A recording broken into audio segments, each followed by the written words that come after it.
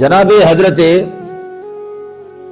مجدد الفسانی رحمت اللہ علیہ سے سوال ہوا کہ آپ کو یہ بلند مرتبہ، یہ قرب الہی، اتنا فضل، اتنی مہربانی، اتنی عزت، اتنی شہرت اور اتنا فضل کیسے ہوا؟ تو حضرت مجدد الفسانی نے فرمایا کہ اس میں میرا کوئی کمال نہیں ہے، یہ سب اللہ کا فضل ہے۔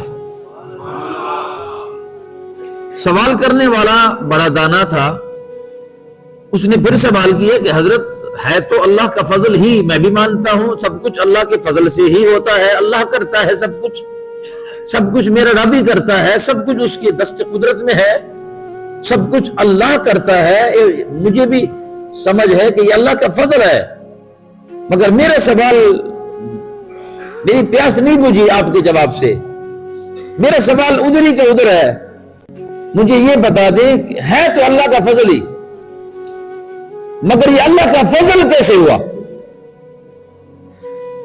یہ اللہ کا فضل کس سبب سے ہوا؟ تو حضرت مجدد الفسانی نے فرمایا کہ یہ اللہ کا فضل مصطفیٰ کریم صلی اللہ تعالی علیہ وسلم کی غلامی کے سبب ہے۔ یہ اللہ کا فضل مصطفیٰ کریم صلی اللہ تعالی علیہ وسلم کی غلامی کے سبب ہے۔ تو سوال کرنے والے نے پھر سوال کیا کہ حضور کی غلامی کیسے نصیب ہوئی؟ حضور علیہ السلام کی توجہ کیسے نصیب ہوئی آپ کو؟